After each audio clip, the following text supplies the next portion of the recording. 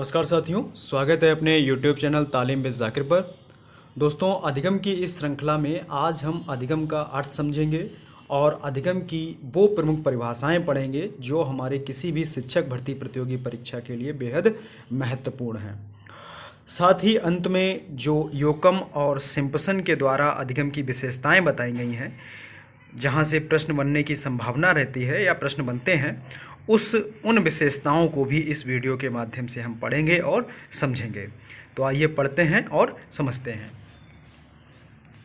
दोस्तों, सर्वप्रथम बात आती है कि अधिगम जो है इसका शाब्दिक अर्थ क्या होता है। तो अधिगम का शाब्दिक अर्थ होता है सीखना, अर्थात लर्निंग। नेक्स्ट आता है कि अगर हम अधिगम को एक सामान्य परिभाषा से परिभाषित करें तो वह परिभाषा कुछ इस तरह से हो सकती है कि अभ्यास और अनुभव के द्वारा व्यवहार में वांछित परिवर्तन ही अधिगम है। अर्थात किसी प्राणी के द्वारा अभ्यास और उसके जो अनुभव उसने ग्रहण किए हैं अपने वातावरण से, उनके द्वारा जो उसके व्यवहार में वांछित परिवर्तन आया है वही अधिगम कहलाता है। अगला बिंदु है अधिगम की प्रमुख परिभाषाएं, और यह परिभाषाएं हमारी प्रतियोगी परीक्षा में, शिक्षक भर्ती प्रतियोगी परीक्षा में अक्सर पूछी जाती हैं। तो पहली जो परिभाषा है वह है सीखना विकास की प्रक्रिया है, और सीखना विकास की प्रक्रिया है, यह कथन जो है वह वुडवर्थ का है।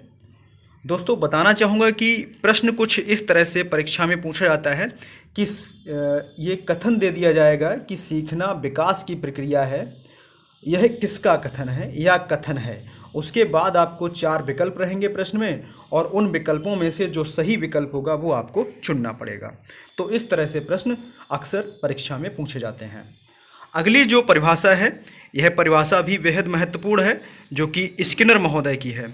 स्किनर महोदय कहते हैं कि सीखना व्यवहार में उत्तरोत्तर सामंजस्य की प्रक्रिया है, यह कथन स्किनर का है। तीसरी जो अधिगम की परिभाषा आती है वह है सीखना अनुभव और प्रशिक्षण के द्वारा व्यवहार में परिवर्तन है, और यह कथन जो है वह गेट्स व अन्य का है। फोर्थ जो परिभाषा आती है अधिगम की, वह क्रो एंड क्रो की है। क्रो एंड क्रो ने अधिगम को इस तरह से परिभाषित किया है कि सीखना या अधिगम आदतों, ज्ञान, अभिवृत्तियों का अर्जन है। तो यह कथन जो है वह हमारे क्रो एंड क्रो का है। फिफ्थ जो परिभाषा आती है अधिगम की, वह है गिलफोर्ड के अनुसार। उन्होंने कहा कि व्यवहार के कारण व्यवहार में परिवर्तन ही अधिगम है।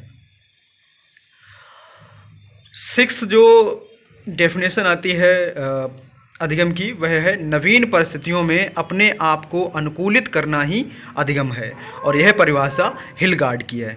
हिलगार्ड अधिगम को कुछ इस तरह से परिभाषित करते हैं कि नवीन परिस्थितियों में अपने आप को अनुकूलित करना ही अधिगम है। दोस्तों, हिलगार्ड की एक पुस्तक है जिसका नाम है थ्योरीज ऑफ लर्निंग। यह बुक भी बहुत ही इम्पॉर्टेंट है, थ्योरीज ऑफ लर्निंग। दोस्तों, ये कुछ प्रमुख परिभाषाएं थी। वैसे तो अधिगम की परिभाषाएं बहुत हैं, बहुत से मनोवैज्ञानिकों ने अपने अपने शब्दों में अधिगम को परिभाषित किया है, परंतु जो प्रमुख परिभाषाएं हैं वो ये कुल 6 हैं जिनसे प्रश्न अक्सर पूछे जाते हैं। अब हम जो अधिगम की विशेषताएं हैं जो कि योकम व सिम्पसन ने दी हैं वो पढ़ते हैं। तो जो पहली विशेषता आती है, तो योकम कहते हैं कि अधिगम परिवर्तन है। सेकंड जो विशेषता है वह है अधिगम संपूर्ण जीवन चलता है। सही बात है, अधिगम संपूर्ण जीवन चलता है, प्राणी पूरे जीवन कुछ ना कुछ सीखता रहता है। अधिगम सार्वभौमिक है, अर्थात अधिगम जो है वह प्राणी अधिगम सार्वभौमिक है। इसका अर्थ है कि प्राणी अपने चारों तरफ से कहीं से भी कुछ भी सीख सकता है। और फोर्थ जो आता है विशेषता वह है अधिगम विकास है। और फिफ्थ जो विशेषता है वह है अधिगम अनुकूलन है। सिक्स जो विशेषता आती है वह है अधिगम अनुभवों का संगठन है।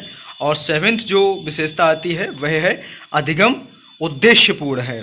और 8th जो विशेषता है वह है अधिगम विवेकपूर्ण है। और 9th जो विशेषता है अधिगम की वह है अधिगम खोज करना है। और अंतिम 10th जो विशेषता है अधिगम की वह है अधिगम नवीन कार्य करना है। तो ये 10 विशेषताएं थीं जो कि योकम व सिम्पसन ने अधिगम की दी थीं। तो साथियों, इस वीडियो में बस इतना ही।